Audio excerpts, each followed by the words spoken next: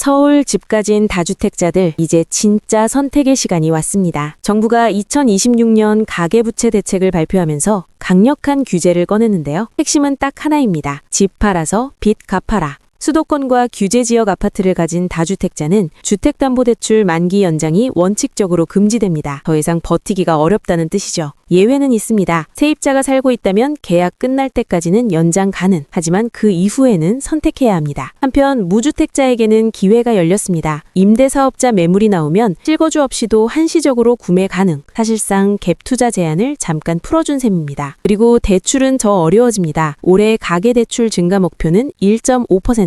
작년보다 더 강하게 조이는 상황. 게다가 대출 규정 어기면 최대 10년 동안 신규 대출 금지. 결국 시장의 방향은 명확합니다. 다주택자는 매도 압박, 무주택자는 기회 확대. 이 변화, 집값에 어떤 영향을 줄까요? 지금이 타이밍일 수도 있습니다. 요즘 환율 때문에 돈 흐름이 완전히 달라졌습니다. 가만히 있으면 손해다. 이 말이 실제 상황이 됐는데요. 핵심만 빠르게 정리해드립니다. 2026년 3월 한 달 동안 국내 달러 예금이 약 65억 달러, 10% 가까이 줄었습니다. 이유는 단순합니다. 환율 오르면 달러 팔고 떨어지면 다시 사는 흐름. 실제로 환율이 1,500원 근처까지 올라갔을 때는 하루에 10억 달러 넘게 빠져나가기도 했습니다. 반대로 환율이 안정되면 다시 달러 예금이 늘어나는 모습도 반복됐습니다. 이제는 기업뿐 아니라 개인들도 환율을 보면서 타이밍 맞춰 움직이고 있다는 의미입니다. 전문가들은 이런 흐름이 4월에도 계속될 가능성이 높다고 보고 있습니다. 결론 한 줄입니다. 환율, 이제 그냥 뉴스가 아니라 타이밍 싸움입니다. 서울 부동산 시장, 지금 방식 자체가 바뀌고 있습니다. 조합장이 시청 가던 시대 끝났다는 게 핵심입니다. 이제 재건축, 재개발 문제 생기면 공무원이 직접 현장으로 갑니다. 그것도 일반 직원이 아니라 과장급 실무 책임자가 직접 방문합니다. 원래는 조합장이 시청 가서 해결 요청하는 구조였는데 이걸 완전히 뒤집은 겁니다. 특히 대상도 명확합니다. 사업이 지연된 구역, 그리고 핵심 공급 지역입니다. 현장에 가서 하는 일도 단순합니다. 어디서 막혔는지 직접 보고 바로 해결 방향을 잡습니다.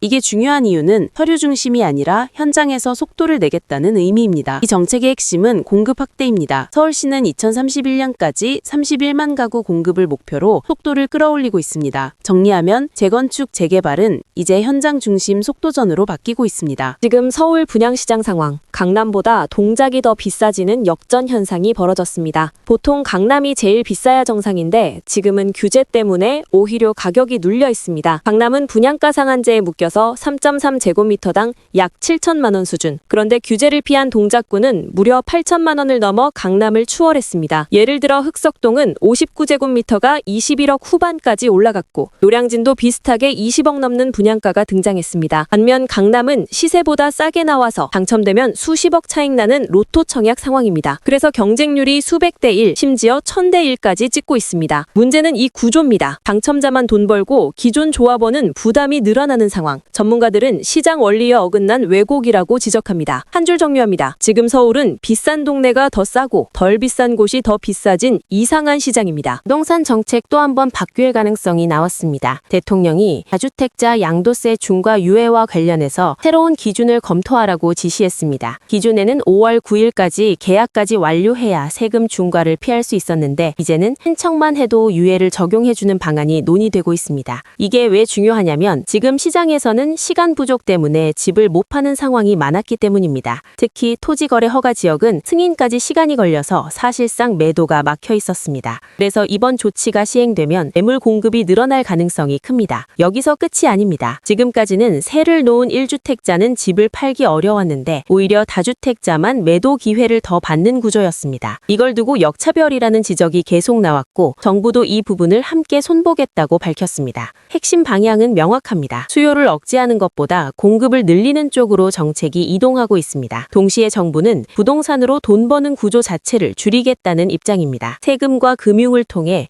투기는 막고 실수요 중심 시장으로 바꾸겠다는 겁니다. 한 줄 정리합니다. 집을 못 팔던 시장에서 이제는 팔 수 있게 바뀌면서 공급 확대 신호가 나온 상황입니다. 올해 1분기에만 상장 폐지된 기업이 15곳이나 나왔습니다. 이게 얼마나 큰 숫자냐면 작년보다 2배 이상 증가한 수준입니다. 특히 더 충격 충격적인 건 그동안 안전하다고 여겨졌던 코스피에서도 이미 5개 기업이 퇴출됐다는 점입니다. 왜 이런 일이 벌어졌을까요? 핵심은 한 가지입니다. 이제 부실 기업은 절대 봐주지 않겠다는 신호입니다. 실제로 상폐된 기업 대부분이 감사 의견 거절이나 보고서 미제출 같은 기본 규정을 어긴 경우였습니다. 예전에는 시간을 더 주고 살려주는 경우가 많았는데 지금은 바로 퇴출시키는 분위기로 바뀌고 있습니다. 여기서 끝이 아닙니다. 7월부터는 상장 폐지 기준이 더 강해집니다. 시가총액 기준 올라가고 주가 1,000원 미만이면 바로 퇴출 대상이 될 수 있습니다. 이렇게 되면 코스닥에서는 최대 200개 넘는 기업이 추가로 상폐될 수 있다는 전망도 나옵니다. 결국 시장은 지금 좀비 기업 정리 단계에 들어간 상황입니다. 단기적으로는 충격이 있을 수 있지만 장기적으로는 좋은 신호라는 평가도 나옵니다. 한 줄 정리합니다. 이제 주식시장에서는 버티는 기업보다 살아남는 기업만 남는 시대가 시작됐습니다. 포스코가 협력사 직원 약 7,000명을 직접 고용하겠다고 발표했습니다. 이게 왜 중요하냐면 단순 채용이 아니라 원청과 하청 구조 자체를 바꾸는 움직임이기 때문입니다. 그동안 제철소는 포스코 직원과 협력사 직원이 같은 현장에서 같이 일하는 구조였습니다. 하지만 고용 형태가 다르다 보니 책임 문제나 처우 차이로 갈등이 계속 있었습니다. 그래서 이번에 포스코는 생산과 직접 관련된 업무를 하는 인력을 아예 자사 직원으로 편입시키기로 한 겁니다. 예상만 해도 약 7,000명, 규모 자체가 상당히 큽니다. 이 결정이 가져올 변화는 명확합니다. 우선 안전관리와 책임 구조가 훨씬 명확해질 가능성이 큽니다. 또 같은 일을 하면서 다른 대우를 받던 문제도 일부 해소될 수 있습니다. 다만 현실적인 문제도 남아 있습니다. 기존 정규직과 새로 편입되는 직원들 사이에 급여나 직급 차이를 어떻게 맞출지가 핵심입니다. 그래서 업계에서는 이번 결정이 시작일 뿐 진짜 변화는 앞으로라고 보고 있습니다. 한 줄 정리합니다. 포스코의 이번 결정은 단순 채용이 아니라 한국 산업 구조 자체를 흔드는 신호입니다. 집값보다 더 무서운 이야기.